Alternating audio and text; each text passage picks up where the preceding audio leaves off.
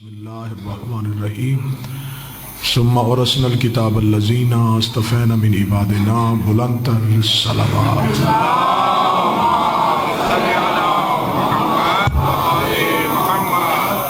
دعائے مالکان ذکر بندگان ذکر کا وارثان ذکر کی بارگاہ میں پیش ہونا قبول و منظور فرمائے۔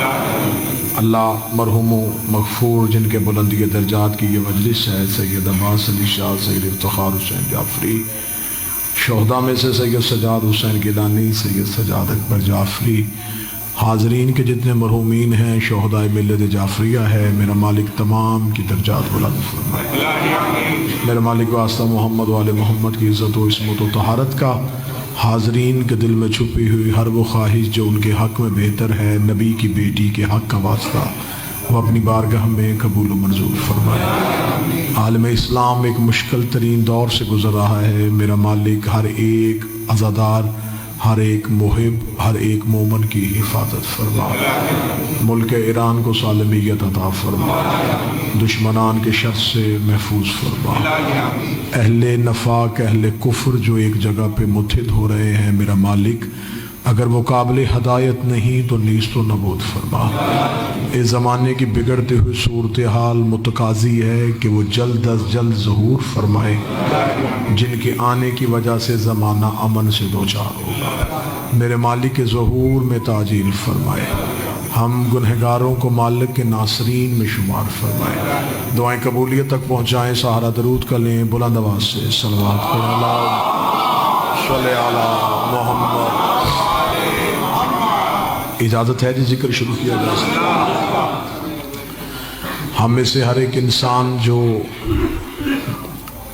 خلق ہوا ہے اور اللہ کی اس دی ہوئی زندگی کا شکر ادا کرنا چاہتا ہے، تو وہ اللہ کی عبادت کے لیے جب اپنی توجہ، اپنا رخ خدا کی طرف کرتا ہے تو وہ ہر عبادت کے لیے کچھ نہ کچھ نیت کرتا ہے۔ وہ اس لیے کرتا ہے کہ تاکہ وہ اللہ جو دلوں کے حال جانتا ہے، وہ چاہتا ہے کہ بات صرف دل میں نہ رکھی جائے، اس کا زبان سے اظہار بھی ہو جائے۔ اس کا مطلب کہ اللہ چاہتا ہے کہ جس سے محبت کی جائے صرف دل میں نہ ہو، زبان سے بھی کی جائے۔ تو خداوند متعال جب ہماری عبادت میں ہمیں دیکھنا چاہتا ہے تو وہ ہم سے جو واجب ارکان ہیں ان میں سے ایک واجب رکن ہے نیت۔ جب ہم نیت کرتے ہیں تو ہم نیت کرتے ہیں کہ ہم 2 رکعت نماز فجر پڑھتے ہیں، ہم روزہ رکھتے ہیں، ہم زکوٰۃ دیتے ہیں، ہم حج کرتے ہیں، قربتاً الی اللہ۔ ہماری عبادت کی نیت یہ ہے کہ ہم یہ عبادت اپنے لیے نہیں کر رہے، ہم اللہ کے قریب ہونے کے لیے کر رہے ہیں۔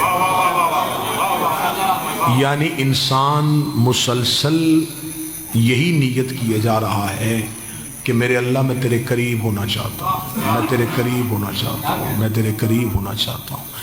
اصل میں وجہ یہ ہے کہ جب ہم نیت کرتے ہیں تو ہم نیت کی مفاہیم سے بھی واقف نہیں، جب ہم عبادت کرتے ہیں تو ہم عبادت کے اسلوب سے بھی واقف نہیں، ہم صرف ایک رسم پوری کر رہے ہیں، ہم ایک رواج پورا کر رہے ہیں۔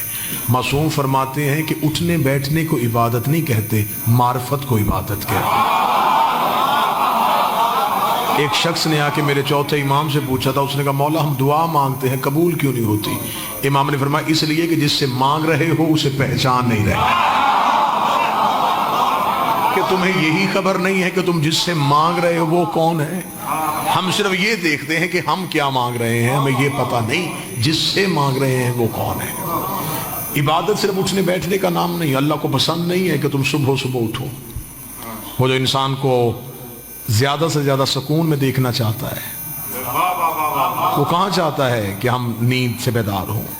وہ کیوں چاہتا ہے کہ ہم بھوکے رہیں؟ وہ کیوں چاہتا ہے کہ ہم اس کے گھر کے چکر لگائیں؟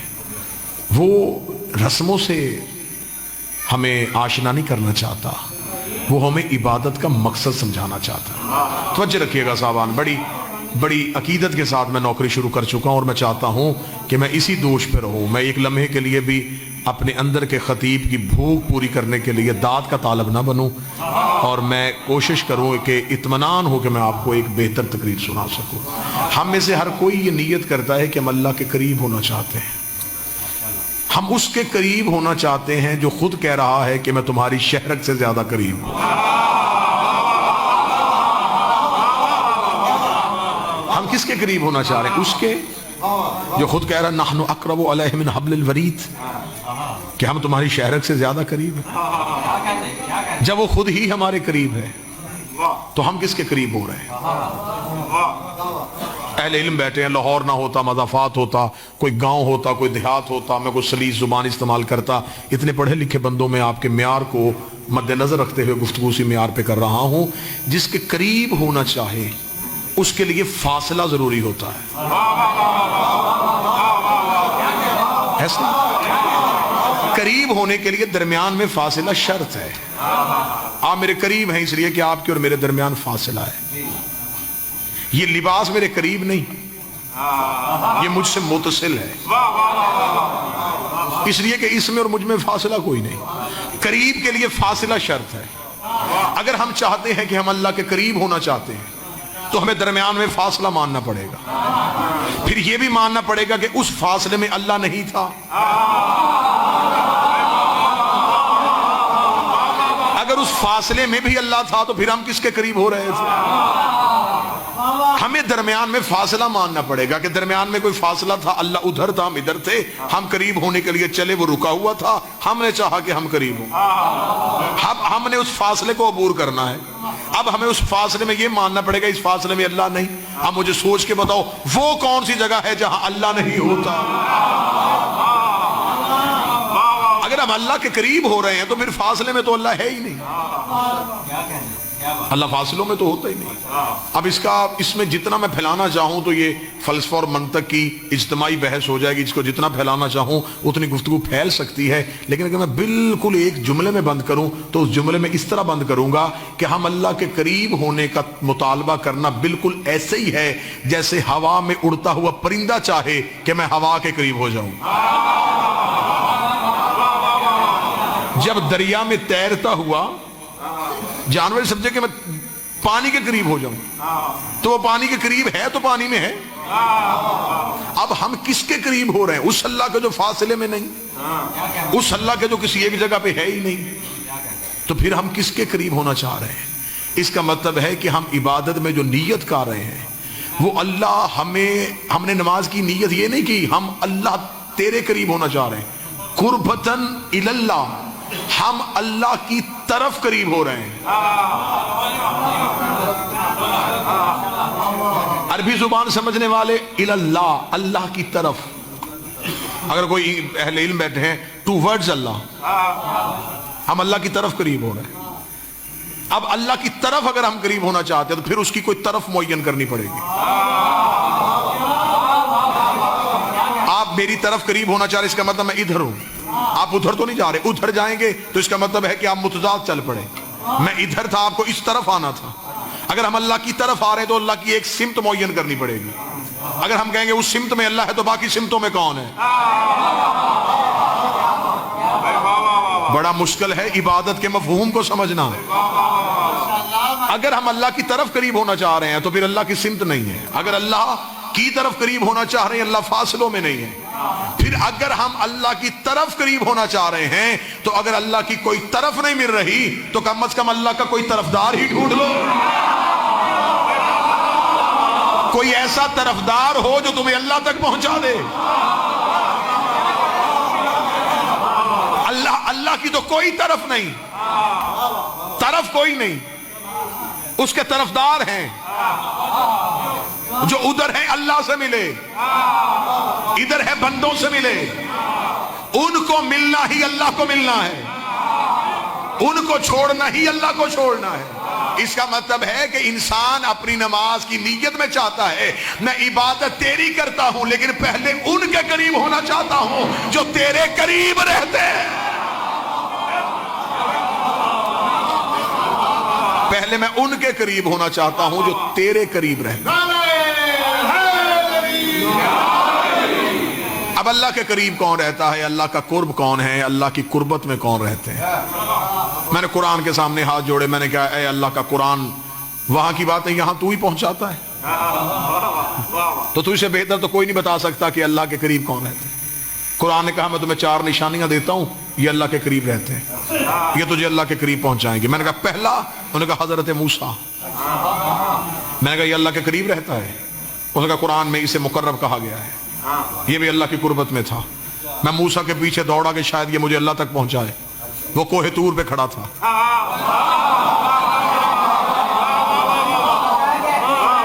میں نے حضرت موسیٰ کو کوہ طور پہ دیکھا، میں نے کہا اے کلیم اللہ، میں تو تیری طرف آیا تھا، تو مجھے اللہ کی طرف لے کے جائے، تو خود یہاں کھڑا ہے۔ موسیٰ نے کہا ملتا ہوں اس سے، لیکن کسی طرفدار کی وجہ سے۔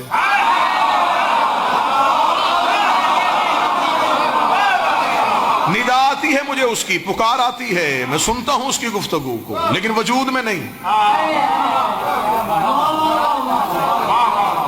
میں گفتگو کی منزل پہ آیا ہوں، لقاء اللہ کی منزل پہ نہیں آیا، میں ملاقات نہیں کر سکا۔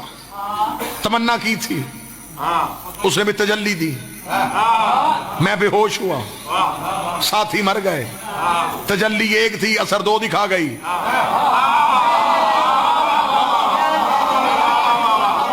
موسیٰ امت جیسے ہوتے تو شاید موسیٰ بھی بے ہوش ہو جاتے، موسیٰ بھی خاکسر ہو جاتے۔ موسیٰ کا ظرف اور تھا، امتیوں کا اور تھا، وہ جل گئے، یہ صرف بے ہوش ہوا۔ تجلی ایک تھی، جلوے کئی تھے۔ پہاڑ کا ظرف اپنا تھا، ساتھیوں کا اپنا تھا، موسیٰ کا اپنا تھا۔ خیر گفتگو کا مرکز اس وقت حضرت موسیٰ کی ذات گرامی نہیں، موضوع ہے قرب پروردگار۔ تو موسیٰ تو ملاقات کر سکا؟ فرمایا نہیں، کوہ طور پہ رہا۔ میں نے قرآن سے کہا تو نے مجھے موسیٰ کی طرف بھیجا تھا، وہ کوہ طور پہ کھڑا ہے۔ اس سے بھی کوئی آگے گیا، اس نے کہا ہاں ایک گیا ہے، مریم کا بیٹا، بطول کا بیٹا تھا۔ میں حضرت عیسیٰ کے پیچھے دوڑا، میں نے کہا اے مریم زادہ، اے بطول کا بیٹا، اللہ کے قریب کر۔ اس نے کہا کیسے قریب کروں، میں تو خود چوتھے پہ کھڑا ہوں۔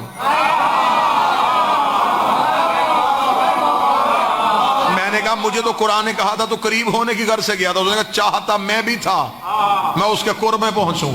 اس نے کہا تو بھی انتظار کر، میں بھی انتظار کرنے والا ہوں۔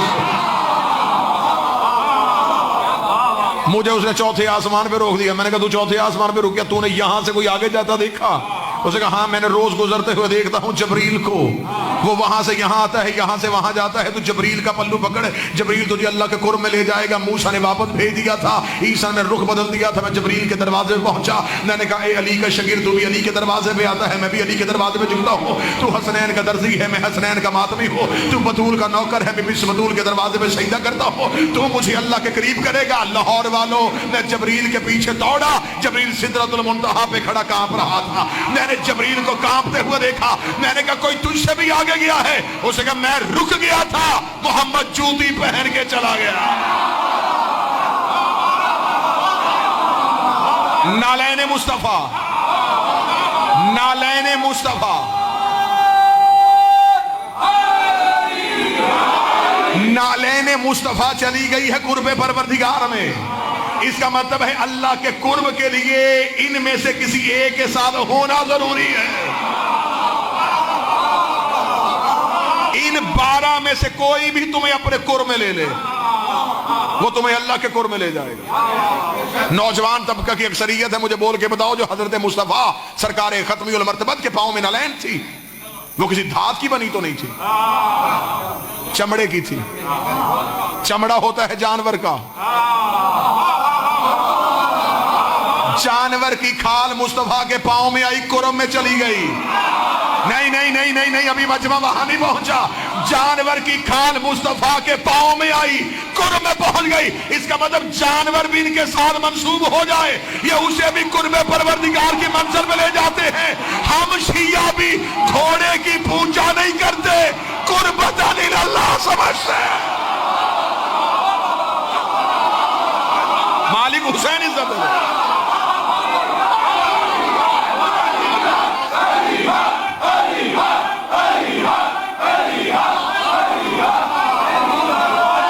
مولا حسین عزت عطا فرمائے سرکار۔ ہم بھی گھوڑے کو جانور سمجھ کے پوجا نہیں کرتے، ہم بھی ذوالجناح پہ ہاتھ لگاتے ہیں قربتاً اللہ۔ تو ہے جو ہمیں اللہ کے قرب میں لے جائے گا۔ گفتگو اگر ذوالجناح پہ ہوتی تو یہاں فضائل کے اتنے دروازے کھل رہے تھے.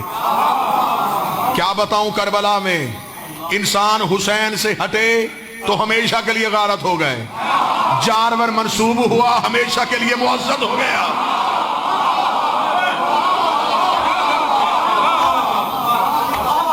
کیا بتاؤں کتنے اسرار ہے کہ کتنی بار حسین کے گھوڑے نے وحی کی آواز سنی ہے. کتنے سر تھے یہاں پہ حسین کی سواری کے. موسیٰ طور پہ، عیسیٰ چوتھے آسمان پہ، جبریل سدرہ پہ، مصطفیٰ پہنچ گئے قرب کی منزل پہ. میں نے کہا ٹھیک ہے، پھر یہی تو میرا نبی تھا جو قرب پروردگار میں پہنچا. موسیٰ طور پہ رکا ہے، عیسیٰ چوتھے آسمان پہ رکا ہے، جبریل سدرہ پہ کھڑا کانپ رہا ہے. جس کا میں کلمہ پڑھتا ہوں اس کے پاس اتنی عزت، اتنا شرف ہے کہ وہ قرب پروردگار کی منزل پہ پہنچ گیا ہے. میں نے مصطفیٰ کے سامنے ہاتھ جوڑے، میں نے کہا کلمہ بھی تیرا پڑھا ہے، تیری ہی اولاد سے محبت کرتا ہوں، تیرے ہی بیٹوں سے وفا کرنے کا ہنر سیکھا ہے. مجھے اتنا بتائیے، آپ جو قربت پروردگار کی منزل پہ پہنچ گئے تھے کہ آپ نے اپنے سے بھی آگے کسی کو پایا؟ مصطفیٰ کہتے مجھے تو اس نے 2 کمانوں کے فاصلے پہ کھڑا کر دیا تھا. تھوڑی دیر کے بعد پردہ ہٹا، جو ہاتھ باہر آیا وہ علی ابن ابی طالب.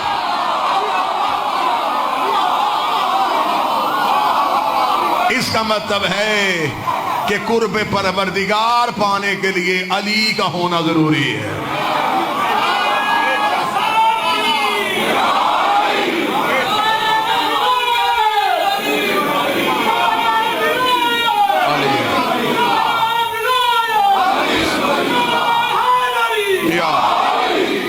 قرب پروردگار پانے کے لیے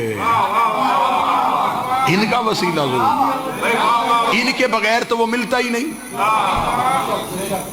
اللہ کل شین قدیر ہے، چاہتا تو سیدھا دلوں پہ قرآن نازل کر سکتا تھا.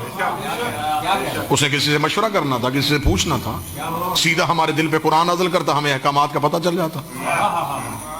اس نے ہمیں سیدھا قرآن نہیں دیا، اتارا کسی پہ، سمجھایا کسی کو. ہماری فطرت میں رکھ دیتا اسے ماننا، ہم دنیا میں آتے آتے ہی سجدہ کر دیتے. اس نے ہمیں قابل ہدایت کے لیے محتاج نبی کیا. میرے مالک تو نے ہمیں انسانیت اشرف المخلوقات سے مرصع کیا تھا، تو میرے مالک تو ہمیں اپنی حاکمیت منوانے کے لیے ہماری خلقت، ہماری جبلت، ہماری فطرت میں رکھ دیتا کہ ہم تجھے مانیں. میرے مالک تو نے ہمیں محتاج کیوں کیا؟ فرمایا تمہیں سمجھانے کے لیے کہ جب میں ان کے بغیر تم تک نہیں آتا تو تمہاری عبادت ان کے بغیر قبول کیسے کروں؟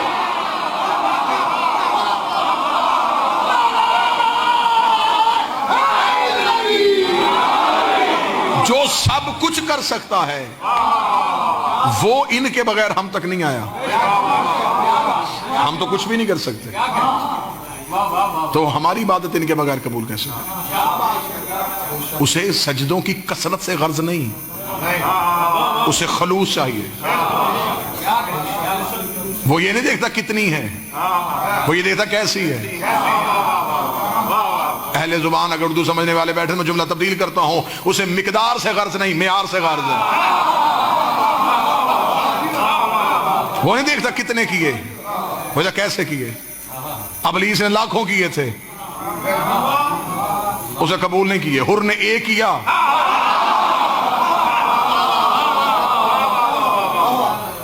اچھا ابلیس کے سجدوں میں اور حر کے سجدے میں فرق کیا تھا؟ وہ قریب رہ کے بھی قرب کو نہ سمجھ سکا. وہ فرشتوں میں بیٹھا تھا لیکن قرب پروردگار کو نہ سمجھ سکا. اس نے کہا صرف تجھے مانوں گا، قرب کو نہیں مانوں گا. کیا کہا تھا اس نے یہ کہا تھا، اس نے کہا میں نماز پڑھوں گا تیرے لیے. وہ اس رستے سے کا منکر ہو گیا. اس نے کہا قربتاً نہیں، صرف تجھے مانوں گا. فرمایا مجھے نہ مان، قربتاً اللہ کے رستے سے آ. مجھ تک آنے کے لیے ایک ہی رستہ ہے، قربتاً اللہ. اگر تو چاہتا ہے مجھ تک آنا تو اچھا مجھے بتا، تو مجھے مانتا ہے؟ کہتا مانتا ہوں. فرمایا پھر یہ کون ہے؟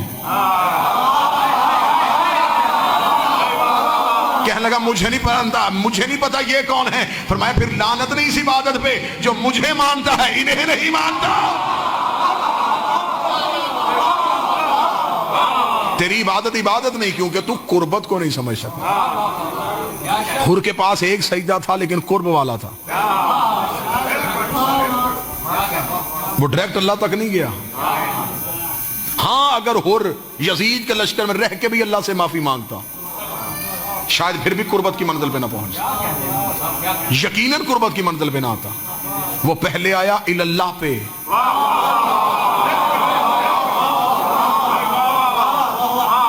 وہ لے کے گئے اللہ تک. اب پتا چلا کہ ہر شیعہ مسجد کے ساتھ امام بارگاہ کیوں بناتے ہیں, یہاں اللہ ہے وہاں اللہ ہے.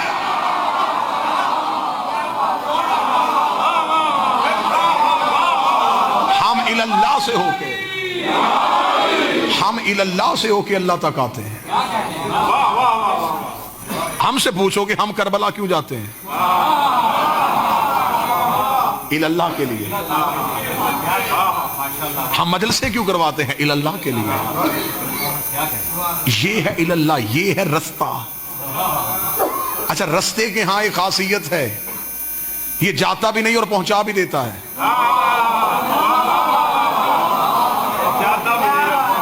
یہ خود کہیں نہیں جاتا, آنے والے کو پہنچا دیتے ہیں. میں لاہور ٹھوکر پہ اتروں, میں اتر کے پوچھوں علاقہ نواب صاحب کون سا رستہ جاتا ہے, تو وہ کہیں گے سیدھا. وہ تو وہیں تھا, اس نے مجھے پہنچا دیا, خود نہیں آیا, مسافر کو پہنچا دیا. رستہ ہوتا بھی ایسا ہے جو خود نہ ہلے.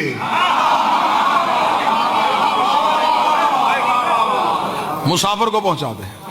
اور رستے کی ہاں دوسری خاصیت ہوتی ہے, یہ ایک وقت میں کئی مسافروں کو ان کی کئی منزلوں پہ پہنچا دیتا ہے. اب پتہ چلا کہ علی 40 جگہوں پہ افطار کرنے کیسے چلے گئے. رستہ ہوتا ہے الہ, یہ ہے اللہ, یہ ہیں ہمیں اللہ تک پہنچانے والے. کیوں؟ وہ دکھائی نہیں دیتا تھا. انسان کی فطرت ہے, انسان ماننے سے پہلے یقین کرتا ہے. وہ نظر نہیں آ رہا تھا, وہ بول نہیں رہا تھا, وہ گفتگو نہیں کر رہا تھا, وہ کچھ بھی. اب اس کو منوانا کتنا مشکل تھا. انہوں نے ایسا منوایا کہ زمانے نے دیکھنے کی حسرت اس لیے نہیں کی کہ انہوں نے آ کے کہہ دیا اشہد ان لا الہ الا اللہ.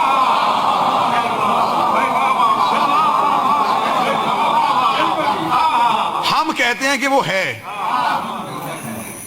انہوں نے سب سے پہلے اشہد ان لا الہ الا اللہ کہا. آج ساری دنیا کہہ رہی ہے, آج سارے مسلمان کہہ رہے ہیں اشہد ان لا الہ الا اللہ. ہم گواہی دیتے ہیں وہ ہے. بھی گواہی, تم گواہی کیسے دے رہے ہو؟ گواہی کا شریعت میں قانون ہے شاہدہ ہو و حاضر علی شیء. گواہ وہ ہوتا ہے جو چیز پہ حاضر ہو. کانوں سے سنی گواہی تو عدالت قبول نہیں کرتی. وہ پوچھے چشم دید گواہ ہے, یہ واقعہ ہوتے ہوئے دیکھا؟ جی نہیں, ادھوری ہے تیری گواہی. دیکھا ہی نہیں تو گواہی کیسی؟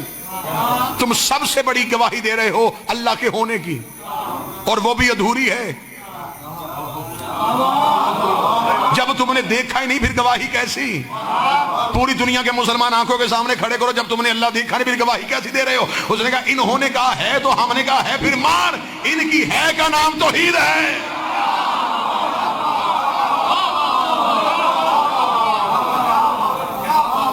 انہوں نے کہہ دیا ہے تو سب نے کہا ہے. آج پوری دنیا ان کی گواہی پہ گواہی دے رہی ہے.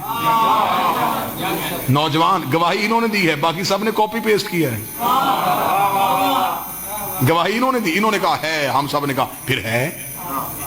جب یہ جو کہہ رہے ہیں, پھر ایسا منوایا کہ ہمیں ڈھونڈنے کی ضرورت بھی محسوس نہیں.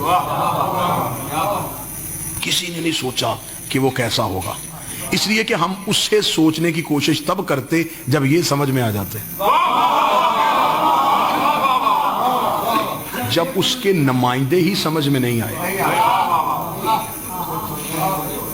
وہ سمجھ میں کیسے آئے گا؟ ہو سکا پہلے ان کو سمجھو. اب دنیا نے اللہ ڈھونڈنے کی کوشش کیوں نہ کی, کیا کہنے. کاش دنیا توحید کا عقیدہ مانے اللہ کے سے, تو پھر مزہ آئے اللہ کہنے کا. میرے مولا امیر المومنین نے کوفہ کی مسجد میں امیر بیٹھے ہوئے تھے, میں کہتا ہوں کہ میری پوری تقریر کا سب سے قیمتی جملہ میں اب ہدیہ کرنے لگا ہوں. مولا مسجد کوفہ کے ممبر بیٹھے ہوئے تھے, ریت سے ایک چیونٹی گزری. علی فرماتے ہیں کہ کیا کمال ہے اس پروردگار کا کہ اس نے علی کو یہ صفت عطا کی ہے کہ میں یہ بھی جانتا ہوں کہ اس کے دماغ میں عقیدہ توحید کیا ہے.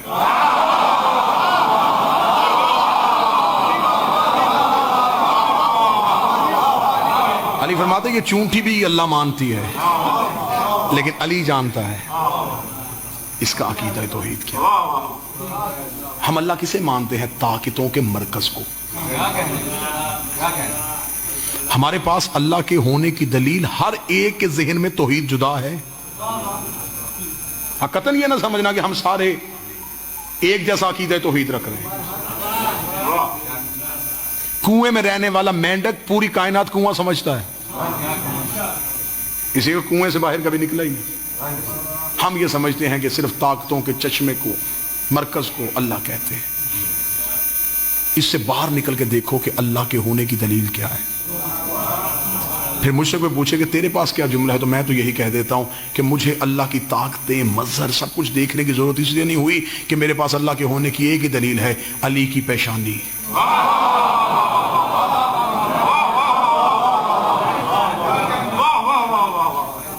علی کے ماتھے کے سجدے کا نشان توحید کا ایڈریس ہے.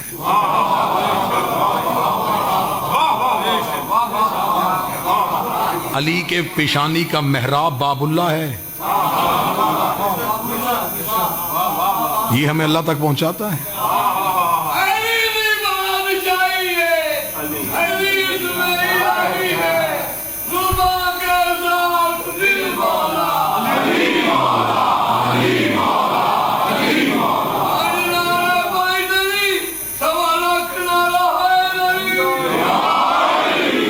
اللہ کہاں ہے؟ علی فرماتے ہیں اللہ کو ڈھونڈنے سے پہلے اپنے آپ کو ڈھونڈو. جب تمہیں اپنا آپ مل جائے تو سمجھ لو تمہیں اللہ مل گیا. فقر کی, عرفان کی سب سے پہلی منزل کا نام ہے ذات کی پہچان. ہر ایک نے کہا اللہ کو پہچانو, اللہ کو پہچانو, اللہ کو پہچانو. علی تھے جنہوں نے مسجد کوفہ میں کہا پہلے خود کو پہچانو. میں مسجد میں مجلس پڑھ رہا ہوں, مفاتیح الجنان و باقیات و صالحات اٹھاؤ, صحیفہ کاملہ اٹھاؤ, صحیفہ سجادیہ اٹھاؤ, مذہب شیعہ کی معتبر دعاؤں کی کتابیں اٹھاؤ. سب سے زیادہ زور دیا ہے دعائے معرفت پہ. پہلا جملہ کہ اللہم اعرفنی نفسک, میرے اللہ مجھے میری نفس کی معرفت دے. پہلے میں خود کو پہچانوں تاکہ میں تجھ کو پہچانوں. اگر میں نے خود کو نہ پہچانا تو میں نے تجھ کو کیا پہچانا. خدا نے اپنا ذات انسان کے اندر چھپائی ہے. کیسے؟ میں بھی مثال سے سمجھا دیتا ہوں. ہم اللہ ڈھونڈ رہے ہیں سجدوں میں, ہم اللہ ڈھونڈ رہے ہیں عبادتوں میں. پہلے ہم اپنا آپ ڈھونڈیں. میں آپ کی مثال نہیں دوں گا, میں خود اپنی مثال دیتا ہوں. مجھے کوئی کہے کہ تو کہاں ہے, تو آپ کہیں گے یہ ممبر پہ. یہ ممبر پہ میرا وجود ہے, میرا وجود. وہ جس کا وجود ہے وہ میں کہاں ہے؟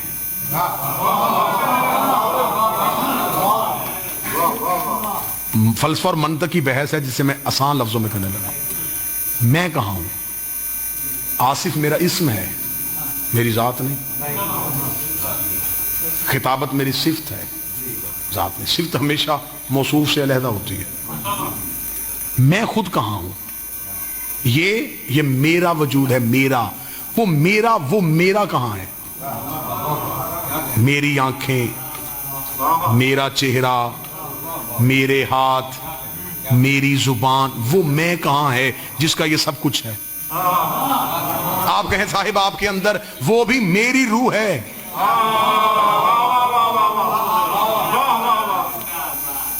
روح بھی ذات نہیں, میری. تو پھر میں کہاں ہوں؟ وجود بھی میرا ہے, روح بھی میری ہے. انسان مر جائے تو لوگ کہتے ہیں زید کی میت.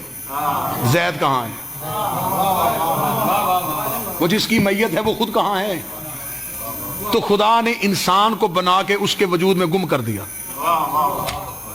خدا نے کہا میرے ہونے کی سب سے بڑی دلیل ہے تیرے اندر تیری ذات. جب تجھے تو مل جائے سمجھ لینا تو نے مجھے پا لیا۔ اب میں نے آپ کے سامنے بات واضح کر دی، اپنی مثال دی ہے، میرا وجود ہے، میری آنکھیں ہیں، میرا چہرہ ہے، میری زبان ہے، میری روح ہے، تو میں کہاں ہوں؟ اب آپ میں سے کسی صاحب نے چاہا کہ وہ مجھ تک پہنچے، پہنچنا میرے وجود تک نہیں تھا، مجھ تک تھا، لیکن اس نے میرے وجود کو پایا۔ جس نے وجود پا لیا اس نے مجھے پا لیا۔ اس لیے وجود تھا میری ذات کا مظہر، وجود نے مجھے منوایا، وجود نے میرے ہونے کی دلیل قائم کی۔ جس نے میری ناراضگی دیکھنی تھی اس نے میرا چہرہ دیکھا، جس نے مجھے ملنا تھا اس نے میرا ہاتھ دیکھا۔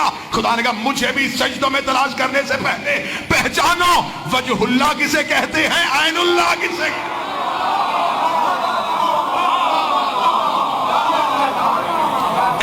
اگر تم نے پا لیا کہ ہم یہ ہیں اللہ کے مظہر، تو اس کا مطلب ہے کہ جب تم نے مظہر پا لیا تو تم نے ذات کو پا لیا۔ میں بار بار مثال دے رہا ہوں تاکہ نوجوان جن کا تعلق کالجز یونیورسٹیز کے ساتھ ہے وہ بات کو بہتر سمجھے۔ پانی دو گیسوں کے مجموعے کا نام ہے، ہائیڈروجن پلس آکسیجن، یہ دونوں ملتی ہیں تو پانی کو وجود دیتی ہیں۔ وہ دونوں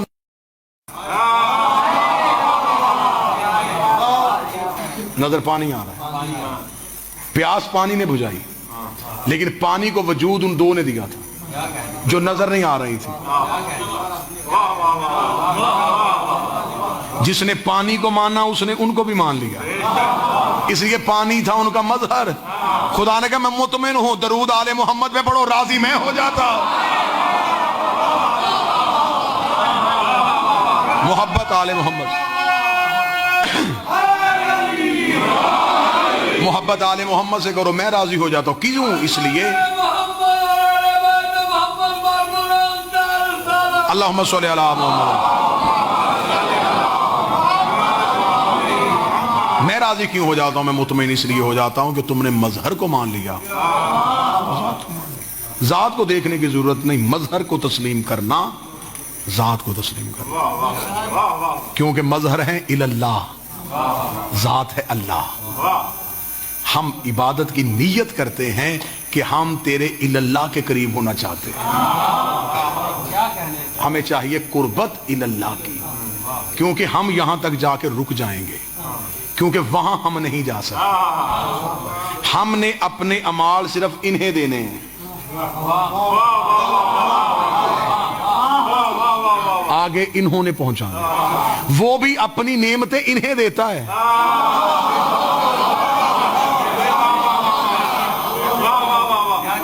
یہ ہم تک پہنچا دیتا ہے۔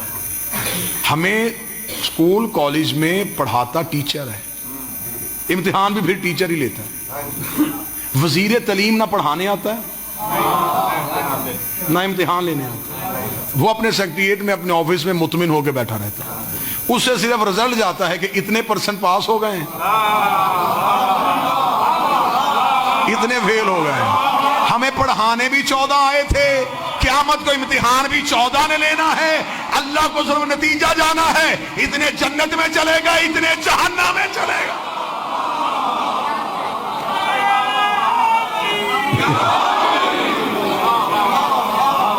عقیدہ توحید بہتر کرنے سے پہلے اللہ والا عقیدہ بہتر کرو۔ ڈائریکٹ اس تک تو کوئی رستہ جاتا ہی نہیں۔ دکھائی وہ نہیں دے گا، نظر وہ نہیں آئے گا، سنائی وہ نہیں دے گا۔ اور سادہ مثال دے دیتا ہوں تاکہ مجھ جیسے احباب سمجھ سکے۔ میں پولیس والے کی مثال تو تفصیل سے نہیں دے سکتا، آسان سے آسان میں کوشش کر رہا ہوں۔ یہ دیکھیں، یہ امام بارگاہ کی حدود میں، یہ مسجد کی حدود ہے، اس کے اندر یہ لائٹیں جل رہی ہیں، ان لائٹوں نے ہمیں روشنی دی ہوئی ہے، ہم فائدہ ان سے لے رہے ہیں، جبکہ یہ خود روشن نہیں ہے، ان کے پیچھے کی پاور ہے جس نے انہیں روشن کیا، وہ چھپی ہوئی ہے، وہ نظر نہیں آ رہی، نظر یہ آ رہی ہے، یہ ہے اس کی مظہر۔ تھوڑی دیر کے بعد یہ لائٹ بند ہو جائے تو کوئی نہیں پوچھے گا ٹوٹ تو نہیں گئی، ہر کوئی پوچھے گا بجلی تو نہیں چلی گئی۔ اس کا مطلب ہے کہ مظہر خاموش ہو جائے تو پیچھے سے طاقت بھی چلی جاتی ہے۔ علی اللہ کا مظہر ہے، علی کو جہاں سے نکالنا سوچ کے نکالنا، جہاں سے علی چلا جائے وہاں سے اللہ بھی چلا جاتا۔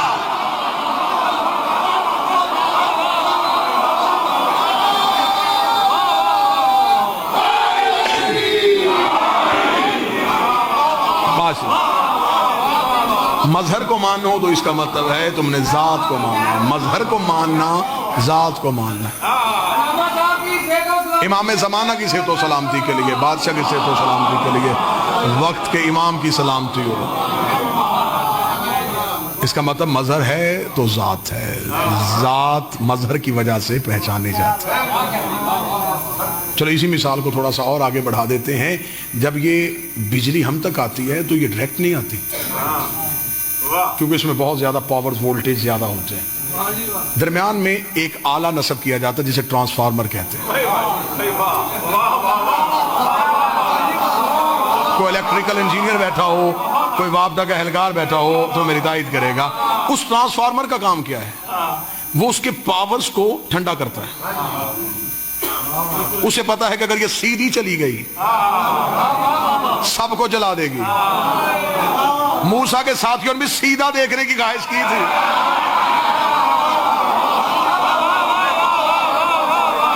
جل گئے سارے. کاش موسیٰ ہی پہ یقین کر لیتے, مظہر جو بول رہا تھا تو مان لیتے. انہوں نے کہا نہیں, تو نکل درمیان سے, اسے آنے دے. اگر وہ سیدھی آئے تو سارے چل جائیں گے. ٹرانسفارمر کا کام کیا ہے؟ اس کے وولٹیج کو ٹھنڈا کرنا. اتنا ٹھنڈا کرنا, آگے اتنا پہنچانا جتنی ضرورت ہے.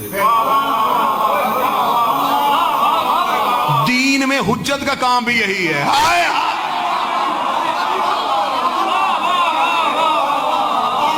یہ اللہ سے پوری طاقت لیتے ہیں, مخلوق کو پوری نہیں دیتے, اتنی دیتے ہیں جتنی ضرورت ہوتی. ایک بھی سوئچ میں زیادہ وولٹیج آ جائے, جو چیز بھی لگی ہوگی فوراً چل جائے گی. کیوں؟ ضرورت سے زیادہ آ گیا. ضرب چھوٹا تھا, حقیقت زیادہ آ گئی. علی فرماتے اس لیے میں اپنی محبت بھی ظرفوں کے مطابق دیتا ہوں.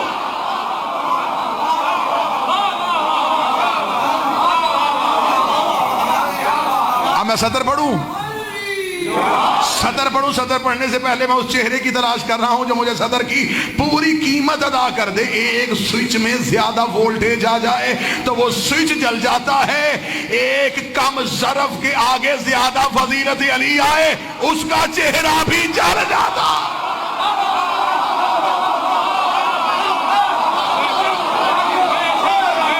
ضرب چھوٹا تھا, فضیلت زیادہ پڑھ دی گئی. ضرب اس قابل نہیں تھا, برتن چھوٹا تھا. یہ وسیلہ ہے. کون کم بخت ہے جو انہیں اللہ سمجھتا ہے؟ کون بدبخت ہے جو انہیں اللہ سمجھے؟ یہ الاللہ ہیں,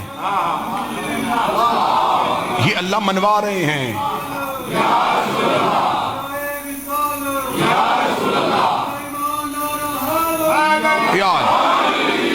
یہ اللہ منواتے ہیں, یہ بندوں کو اللہ سے ملواتے ہیں. مرد آباد, مرد آباد.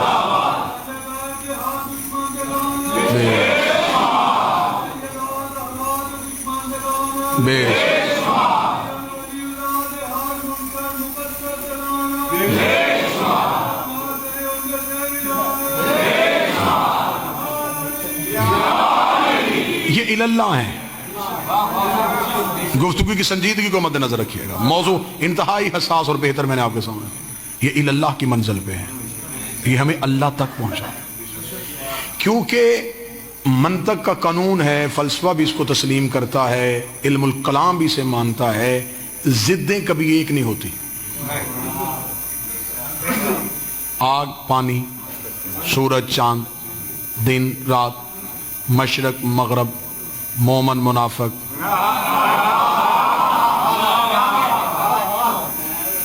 ضدیں ہیں نا, ضدیں کبھی بھی ایک نہیں ہوں گی. یہ اس کو پورے جتنے علوم اس وقت دنیا میں رائج ہیں انہوں نے مانا, ضدیں ایک نہیں ہوتی. اب اللہ اور بندہ ضد ہیں, کیونکہ وہ خالق, یہ مخلوق, وہ معبود, یہ عبد. وہ اتنا پاک ہے کہ یہ بھی نہیں پتا کہ کب سے پاک ہے. تک پاک ہے، کس چیز سے پاک ہے؟ ہم ناپاک ہیں. یعنی کہ کوئی بھی چیز مطابقت کر ہی نہیں رہی. ملنا دونوں کو ہے. یہ چاہتا ہے کہ میں اس سے ملوں، آخری موڑ آ گیا اور یہیں پہ سلام کرنے لگا ہوں. جو جہاں سے بات شروع کی تھی پرکار کی طرح گھوم کے وہیں آ گئے. انسان چاہتا ہے عبادت میں اللہ سے ملاقات کرنا. کیسے ملے؟ ضد ہے، مل نہیں سکتا. اس سے ملاقات کرنے کے لیے ضد کے قانون کو توڑنا پڑے گا. اب ضد کے قانون کو توڑنے کے لیے جہاں پانی اور آگ، دیکھیں سردی کا موسم ہے، مثال دے دیتا ہوں، پانی اور آگ ضد ہیں، دونوں ایک نہیں ہو، ایک جگہ پہ اکٹھے نہیں ہو سکتے تھے. لیکن انسان کے شعور نے بار بار اسے جھنجھوڑا کہ اسے گرم پانی چاہیے، پانی کو گرم کرنے کے لیے آگ چاہیے. دونوں ضدیں ہیں، ایک نہیں ہو سکتی. اس نے علم کے قانون کو توڑا شعور پہ، کیونکہ ضرورت ایجاد کی ماں ہے. ضرورت تھی، اس نے شعور سے ایک نیا باب کھولا. اس نے برتن میں لیا پانی، نیچے جلائی آگ. آگ کا پورا اثر پانی کو پہنچا. دونوں ضدیں ایک ہو گئی کیونکہ درمیان میں برتن وسیلہ تھا. اب اسے سادہ مثال میں کہاں سے ڈھونڈ کے لے آؤں؟ درمیان میں تھا برتن وسیلہ، اور وسیلہ اتنا امین تھا کہ اس نے آگ کی پوری حدت پانی تک پہنچائی. اس نے پانی کو آگ نہیں ہونے دیا، آگ کو پانی نہیں ہونے دیا. اس لیے درمیان میں برتن دا وسیلہ. اس لیے اللہ نے کہا مجھ تک پہنچنے کے لیے درمیان میں ہن کو رکھنا. یہ تجھے مجھ نہیں ہونے دیں گے، مجھے تم نہیں ہونے دیں گے. یہ درمیان میں رہیں گے. میں لاہور میں مریم آباد مسجد میں تقریر کر کے چلا جاؤں، پھر میں 2 4 6 دن بعد لاہور پہنچوں، کوئی صاحب مجلے سے اٹھ کے کھڑا ہو جائے، وہ کہے سرکار آپ نے تقریر کی تھی مسجد مریم میں، آپ نے کہا تھا پانی اور آگ ضدیں ہیں، ایک ہو سکتی ہے درمیان میں برتن وسیلہ ہو. آپ کی گفتگو ختم ہوئی، ہم چھوڑ کر چلے گئے. ہم وہاں سے لے گئے ایک 500 روپے کا پلاسٹک کا ٹب، ہم نے اس میں رکھا پانی، نیچے جلائی آگ. نہ آگ بچی، نہ پانی بچا، نہ برتن بچا. میں تب کہوں گا آپ نے تقریر پوری نہیں سنی. میں نے یہ بھی کہا تھا وسیلہ جب بھی بنانا اچھی جنس کا بنانا. پوری جنس کا بناؤ گے خود بھی جلے گا، تمہیں بھی جلائے.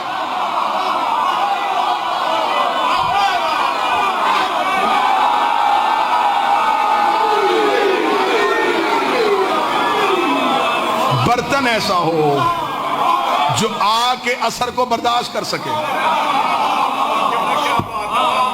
برتن قابل ہی نہ ہو کہ وہ خود آگ کا اثر برداشت کر سکے. جو خود کہے کہ اگر میں کبھی بھٹکوں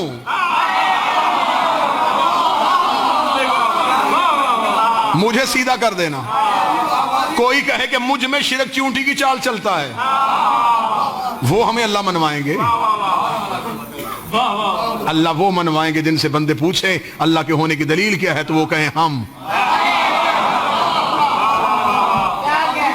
جنہیں اللہ نفس اللہ کہے، جنہیں اللہ عین اللہ کہے، جنہیں اللہ ید اللہ کہے، اللہ تک پہنچنے کی کوشش کا نام ہے الاللہ. اور جب آپ الاللہ کی منزل پہ آ جاتے ہیں، جب آپ الاللہ کو تسلیم کرتے ہیں، تو پھر میں اپنا آزمودہ اور مجرب ترین نسخہ بتانے لگا ہوں. جب آپ الاللہ کو مان لیتے ہیں تو یہ سب سے پہلا کرم یہ کرتے ہیں، یہ آپ سے خواہشات کو ختم کر لیتے ہیں. اللہ کو مانو گے تو جنت کی خواہش چلی جائے گی. جنت کی خواہش ان کے پاس ہے جو فقط اللہ کی طرف جا رہے ہیں. جو اللہ پہ آتے ہیں انہیں پتا ہے کہ اللہ تک پہنچ گئے تو یہی تو جنت ہے. نہیں نہیں نہیں نہیں نہیں، بات جیسے میں چاہتا تھا ویسے کھلی نہیں. میں چاہتا تھا کہ معرفت کا یہی سینہ اتنا آسان ہو جاتا، لیکن شاید میرے پہنچانے میں کمی رہ گئی ہے تو میں اگلے سینے میں چلا جاتا ہوں. اللہ پہ آ کے رک جانا چاہیے کہ یہی وہ لوگ ہیں جن سے ہر ایک نعمت منسوب ہو جاتی ہے. شب عاشور حسین نے چراغ بجھا کے کہا تھا اگر جنت کی خاطر میرے ساتھ آئے ہو تو جاؤ اپنے اپنے گھروں کو واپس چلے جاؤ. جب حسین نے چراغ روشن کیا تو 72 کی آواز آئی، ہم اللہ ڈھونڈنے نہیں آئے، اللہ ڈھونڈنے آئے.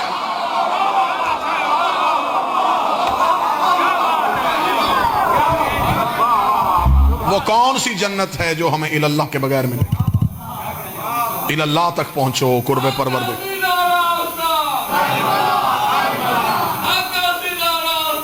کر کربلا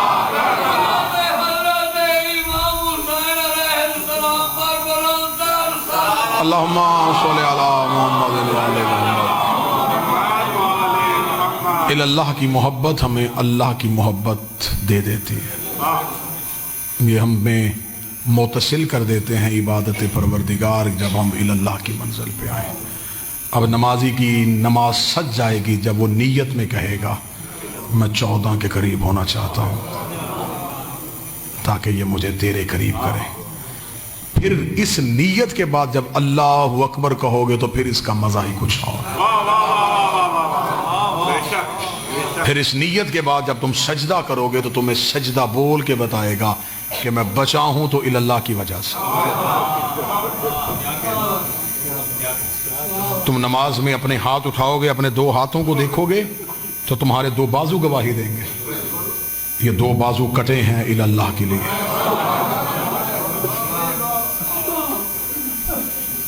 میری بہن بیٹی، میری دعا ہے کہ ہر بیٹی پردہ کرے، لیکن جب وہ نماز کے لیے چادر اٹھاتی ہے اس کی چادر بتاتی ہے یہ لوٹی ہے اللہ کے لیے۔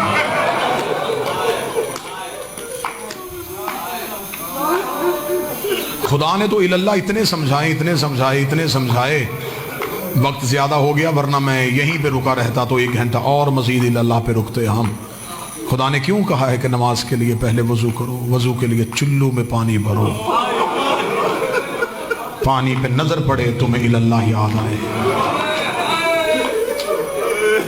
چہرے پہ ہاتھ پھیرو تمہیں اللہ یاد آئے، بازوؤں پہ ہاتھ رکھو تمہیں اللہ یاد آئے۔ نماز کے لیے جب تمہاری کمر جھکے نا رکوع کی حالت میں تو تھوڑی دیر جھکی ہوئی کمر سے پوچھنا کہ کسی نے شام کا بازار جھکی ہوئی کمر سے بلایا،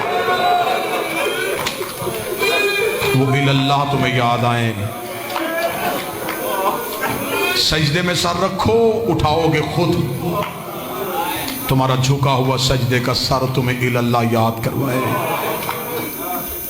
روزے کے لیے بھوکے رہو تاکہ اللہ یاد آئیں، طواف کرو تاکہ تمہیں اللہ یاد آئیں۔ اتنا اللہ منوانے کے لیے اللہ نے قربانی دی ہے۔ میں تمہاری چیخ کے لیے، رونا نہیں، رونا تو ہر آنکھ پرنم ہو گئی، تمہاری چیخ کے لیے جملہ کہنے لگا ہوں۔ آج تک کبھی کسی نے ایسی 4 سال کی بچی دیکھی ہے جو کمر جھکا کے چلتی؟ دیکھی ہے کسی نے تو بولے مجھے۔ کسی نے کسی کی 4 سال کی بیٹی دیکھی ہو جو سہارا لے کے چل رہی ہو؟ حسین کی 4 سال کی بیٹی دیواروں کے سہارے لے کے چلتی تھی۔ جملہ پڑھوں تمہارے قبر تک رونے کے لیے۔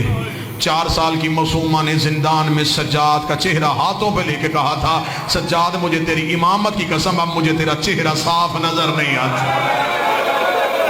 سجاد میری آنکھوں کی بینائی چلی گئی ہے،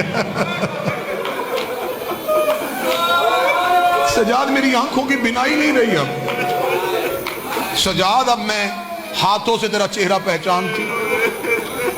ممبر پہ ہوں، یہ جملہ میرا نہیں، میرا زمانہ طالب علمی تھا جامعہ امامیہ کربلا گاہ میں شاہ پرنسپل علامہ حسین بگجاڑا صاحب سے۔ میں اوائل میں زمانہ طالب علمی میں کربلا گاہ میں شاہ مسجد میں ایک اصحال ثواب کی مجلس ہو رہی تھی۔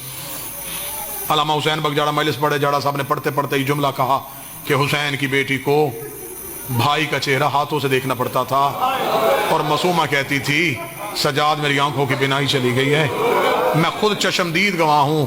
اب اتنا جملہ کہا، یہ بالکل قریب ایک بزرگ بیٹھے تھے، وہ بول پڑے، انہوں نے روتے روتے خاموش ہوئے، رو کہنے لگے حسین بگجاڑا صاحب آپ صاحب تفسیر القرآن ہیں، آپ کی ہر بات میں کوئی نہ کوئی دلیل ہوتی ہے، میں اصلاح کے لیے پوچھ رہا ہوں کہ کیا شہزادی زیادہ جاگنے کی وجہ سے بی بی کی آنکھوں کی بینائی چلی گئی تھی؟